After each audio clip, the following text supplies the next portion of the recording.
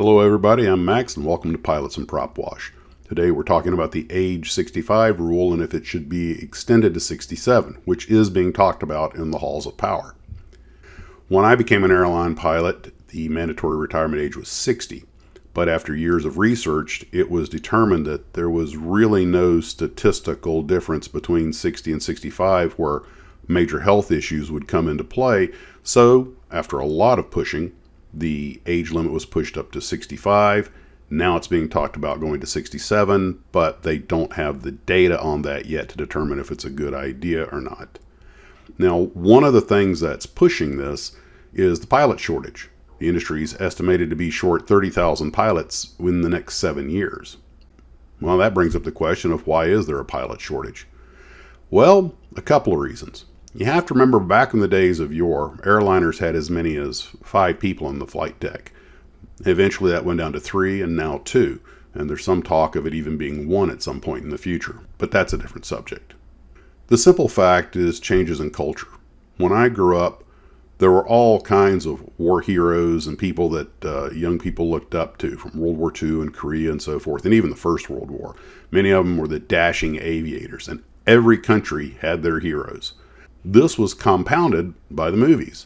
Cinema loves its dashing aviators. Between that and I think most young guys' natural interest in things mechanical, you had no shortage of young guys who wanted to be pilots. In fact, if you'd gone to my school and asked who wants to be a pilot, you'd have had a line around the building and a very full auditorium. Unfortunately today, some of the recruiting drives attract as little as 12 students. Idea of spending a lot of money and a lot of time at a flying school learning a rather difficult skill followed by a considerable amount of very stressful airline training just does not appeal to a lot of young people.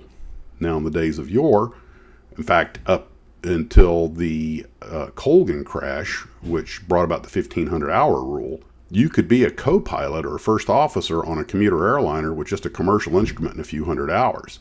Normally they tried to hire people with more time than that, but that was all that was actually legally required. Now you have to have the 1,500 hours and the second in command airline transport pilot certificate, and now they're talking about backing off on that because they're running out of pilots. I don't know how much of the mandatory retirement age extension is based on the need for pilots versus simply there's no reason to ground someone who's perfectly healthy just because they're 65. My personal opinion is it's probably because of the pilot shortage that's coming up. I don't particularly believe that you should retire someone at a given age just because they hit a date on a calendar, but I can understand the need to keep a closer eye on their medical condition. I'm 61 and my medicals are tougher than they used to be, partly as a virtue of my age. But that's the way it has to be to keep the traveling public safe. And since the public has an insatiable desire for travel, in fact, I believe we're past the pre-COVID numbers, the airlines have got to have people to fly the aircraft. Although the airlines and FAA will never dial back on the training, nor should they. They might consider lowering some of the entry-level numbers to get back into the flight deck.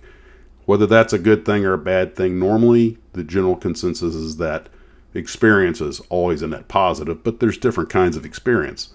600 hours in the seat of a fighter plane is a very different and probably more useful experience than 2,000 hours of going around the traffic pattern in a Cessna.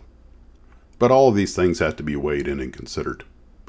All in all, I don't have a problem with them extending the retirement age, and it will help, at least temporarily, with the pilot shortage. Although most pilots I know probably wouldn't want to go that long. A lot of them are ready to retire when they get to 65.